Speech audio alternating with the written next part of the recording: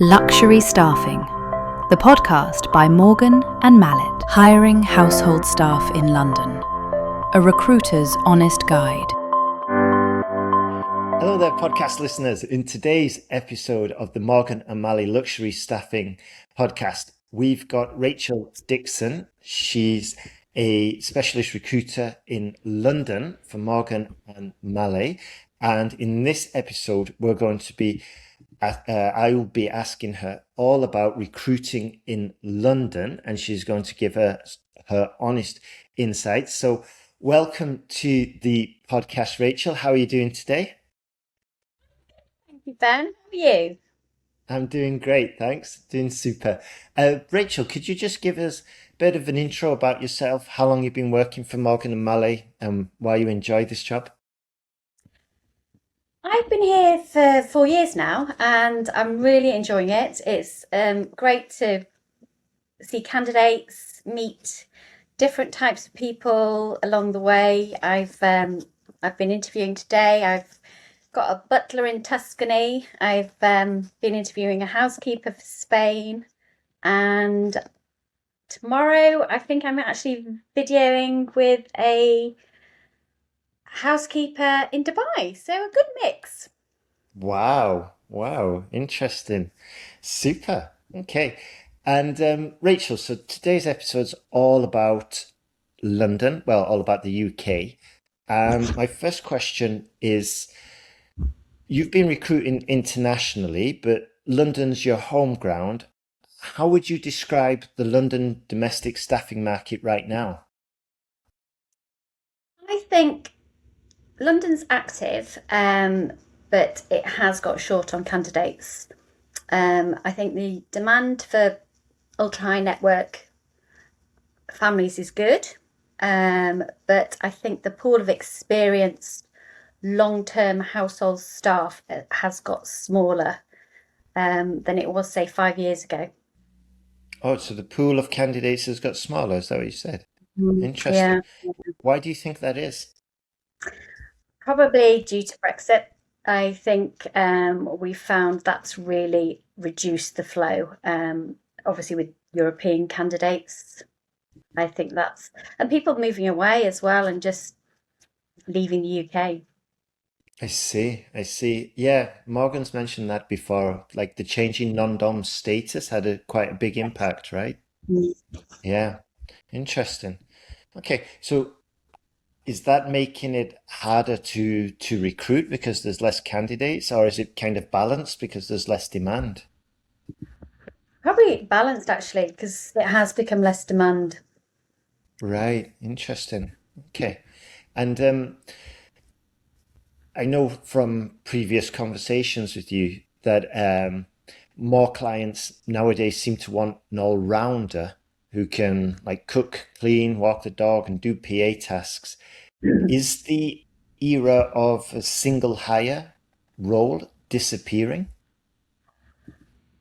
No, I don't think it's disappearing. I think yes, the all-rounder has become a lot more common, but it's not replacing sort of the specialists' roles completely. Clients just seem to want more of the flexibility, and I think that's the trouble within the lifestyle we lead now. It is a case of trying to find that person that will fit into everything. Um, I think obviously the best service is still often coming from the specialists that have trained for years in that specific role. But yeah, I think, like you say, they definitely want the all rounder. Right. So you're saying like the demand for all-rounders is largely because of a reflection of society, of just becoming a little bit more demanding and lifestyles changing. Absolutely. Absolutely. Interesting. Okay. Next question. When a client contacts you, do they usually know exactly what they need, or do you end up reshaping the brief after like first conversation? I think the client thinks they know what they want. And then, once we've had the first conversation, and we've discussed obviously their lifestyle, the size of the property, their expectations, I think the role then becomes clearer and sometimes completely different. And again, it's really trying to get that information from them, because often they'll just say they want this, that, and the other, and it's completely different once you start asking the questions more. What kind of questions will you be asking when you get these kind of requests? Again, I think, like we were saying before about the all rounder, I really need to know whether or not they have got the chef already, or is this housekeeper going to be doing cooking? Or do you need this housekeeper to be looking after the children? Is there a nanny service involved?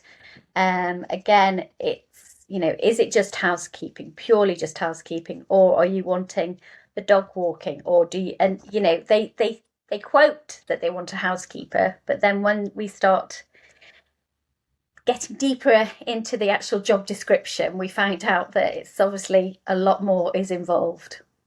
Right, I see. Okay.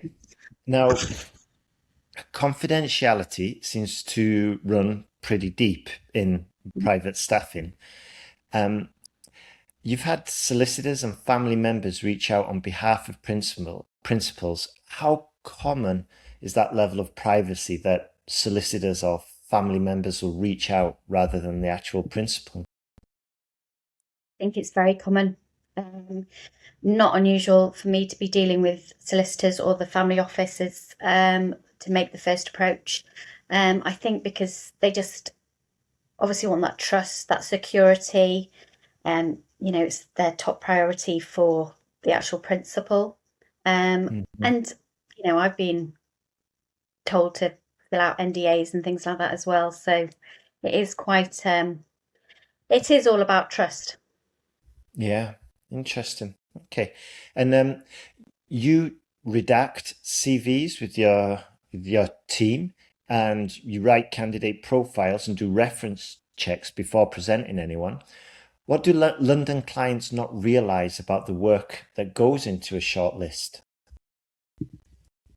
I think, yeah, like you say, I will send the client, they'll see three CVs, but then behind this, there's been dozens of conversations with the candidates, the background checks, the reference calls, and actually vetting them and checking that they fit and will be good for this role. And it is all about the trust and the discretion again with everything involved. Um, so yeah, it's not a case of just forwarding three CVs and that's all the work I do. You see, and you said that clients want the polish of traditional service, but also understands the modern world. What would that blend actually look like in practice?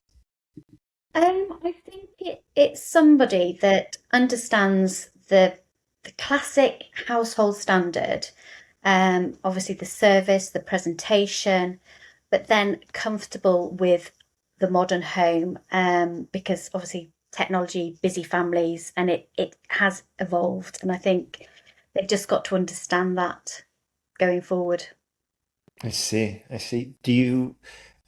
Have you seen a lot of families, like let's say in the last 4 years, requesting something more something like technology skills more often? Are you seeing any Yes, trends like that? Really? absolutely. Yeah, yeah. Um, an example, I have just placed a butler in Italy, and their house is completely ultra modern with every technical device possible. And yeah, that was part of the interview. And was he Wow. capable and able to be able to press the button to open the shutters, to do this, to do that? And was he quite confident with all this tech? Um, Wow. he was, but yeah, it's definitely, again, I think, as I was saying, they want the traditional butler service, but still the modern day. Interesting. Okay.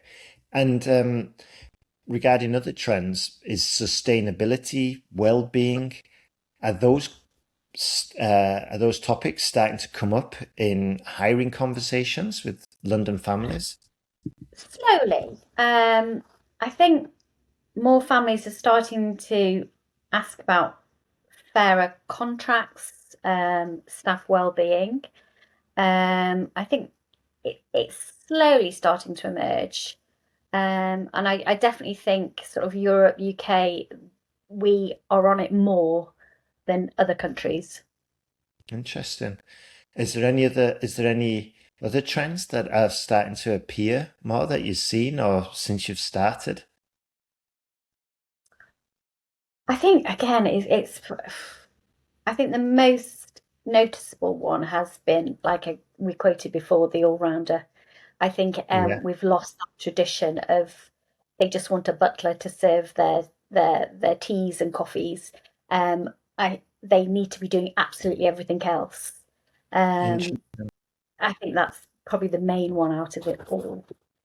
Yeah, yeah. I think in another interview, Morgan was telling me that, like, in certain countries, like maybe in United Arab Emirates or maybe in Saudi Arabia, it's quite common to have like three specialists, one for each role. Whereas in Western markets, it's just ridiculously expensive to have three roles.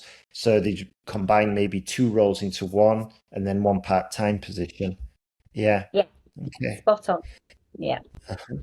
And what do you expect to change in the upcoming years regarding London's household staffing market? Where do you think demand's heading, for example?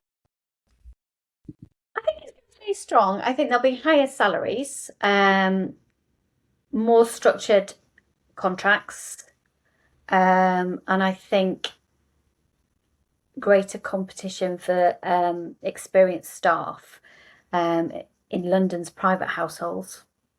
I see, I see.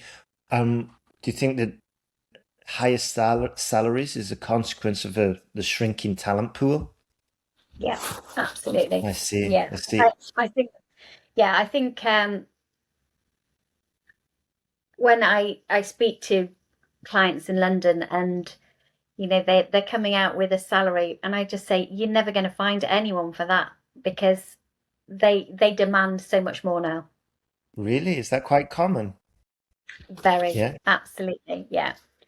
And I just right. say no point because you will not find somebody that's suitable for that salary. I see. And then what happens next? Do they adjust their salary expectations or do they go elsewhere?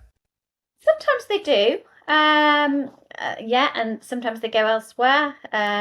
But whether or not they find that quality, who knows? Yeah. And I think that's what they have to remember, that you have to pay somebody for quality, and that Mm, is the whole. yeah. Yeah. And like, which are the most common roles you hire for in London or internationally, I guess? I think probably nanny and housekeeping would be the two main ones. Right. Interesting. And Like as a you few said, years ago, sorry, a few years ago, I was more sort of chauffeurs and butlers, but I think it's now become needs rather than luxuries. And I think, they've thought, well, I can get in the car and drive myself, whereas I could do with a nap after my children. I definitely need to outsource my childcare. Absolutely. I can see that. All right. And just before we finish, Rachel, could you tell us about like a memorable recruitment that you've done with Morgan and Mallet, or one that you really enjoyed doing? Um, I really enjoyed actually. There was a chef position that a client, a ultra high network client, was in a luxury London hotel, and he was actually living in this hotel while his home was getting refurbished, and he was looking for a chef because the the restaurant wasn't working for his needs. And so he wanted to employ a chef to actually come and cook for him in this hotel.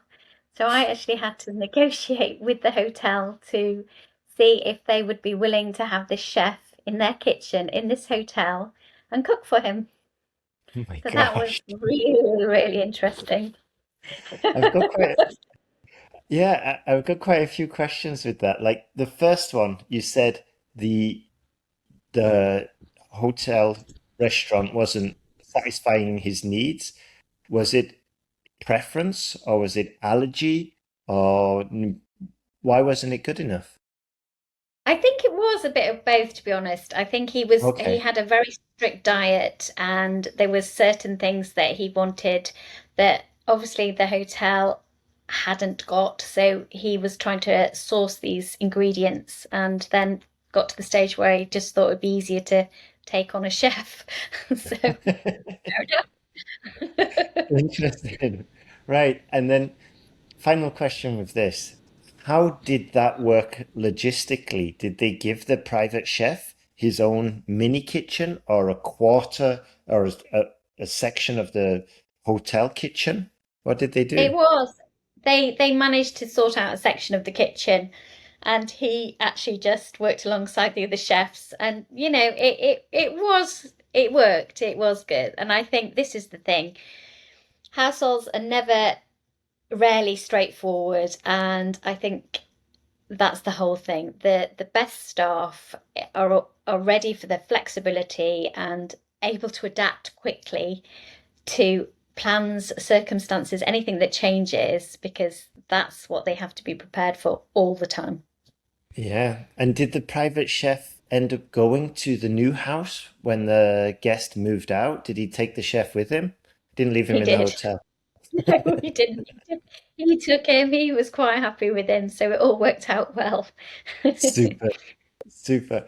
And last question now, Rachel. Is there any question that I should have asked you regarding London or recruitment in general that I didn't ask you? I think we've covered everything, to be honest. I think, yeah, well, everything's questions are asked. Excellent. I think again, I think when recruitment gets involved in London, it is all about flexibility and being ready for change. And as I quoted before, I think clients often say that they want traditional, that old school butler. But really, what they want is somebody who's modern, but understands the classic service, but also can handle the technology, the Mhm. organization, and the rush of the modern household. Super. Excellent. Okay. Well, thank you very much, Rachel. You've been an absolute star. And for the listeners, if you do need a butler, housekeeper, a nanny, or whatever position you're thinking about hiring, you can head over to householdstaff.agency, fill out the form, find the phone number there, and give Morgan and Mallet a call. And for the listeners, if you hit subscribe, that'll help us a lot. And we're on Spotify, iTunes, all the major platforms. And thank you for listening. And thanks again, Rachel. Been an absolute star. Cheers. My pleasure. Take care. Thanks, Ben. Thank you.